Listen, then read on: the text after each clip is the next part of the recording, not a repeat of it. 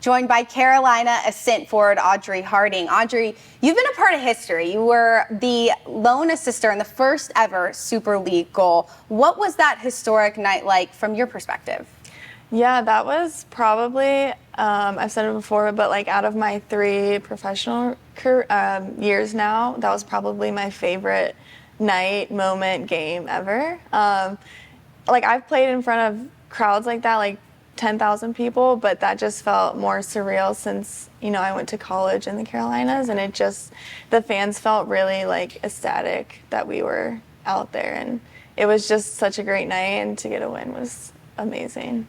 Coming back to the Carolinas, you played your college soccer at UNCW. Why was being back in the Carolinas something that you wanted to do? Yeah, ever since I got to UNCW, I fell in love with just like the atmosphere of the Carolinas, the people. Everyone was super nice. Obviously the weather, because I'm from Ohio, so it was a little bit warmer.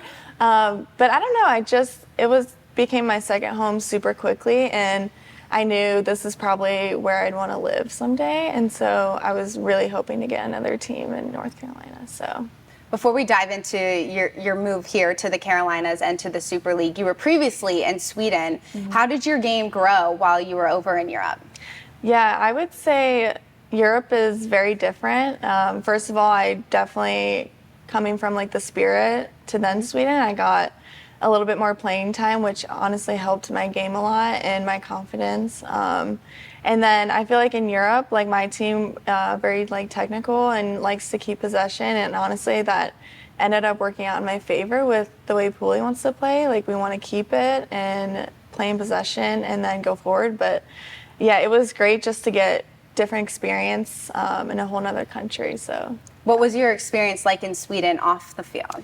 Yeah, that was really great. I actually got a lot of people saying I look like I'm from Sweden, so that was I could fun. see that. Yeah.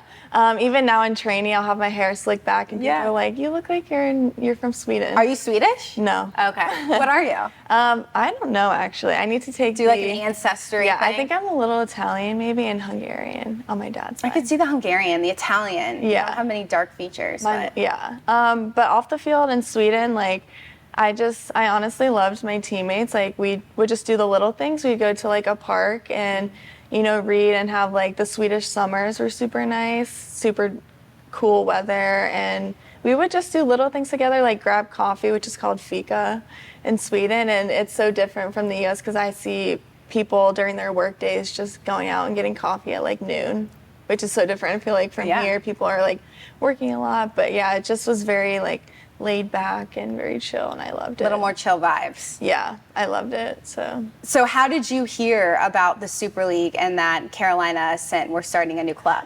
My dad will love this. He actually was the one who kind of had been following the Super League and like when it was getting announced and everything.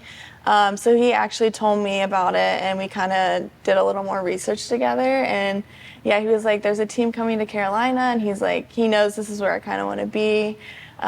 So yeah, we just followed them along, and then I heard Pooley was going to be the coach, so I was like, that's also another plus. So yeah, just pretty much my dad. Pool's been in the Carolinas for over 20 years. Did you have a relationship with him while you were in college? Did you know each other? No. Well, I think he may have known of me, obviously, like scouting, watching games, but other than that, I didn't know him. Obviously, I knew him on the U.S. team, but not like a personal relationship. But I've had a lot of my friends in college have known him. So once we found out he was the coach, they were like super excited, and they were like, "You have to do it." So yeah, and everyone had such great things to say about him. So I was like, "This is definitely like where I want to be." In the first 4 games of this season, it seems like you guys are really on the same page. You have this structure that Pool talks a lot about, that he wants you in synced in. Mm-hmm. How do you describe the style of play, and how does it fit into how you want to play personally? Yeah, I think a big thing for us is just working hard together. Like no matter what, we are here for each other, and that's like a big thing he harps on. And then I think like for our style, we're really like just want to be connected as a team. So, finding like those pockets to me as a 9 or connected to our 6, just like little passes, and then we get out and use our speed that we have and our, weapons on the field to do that.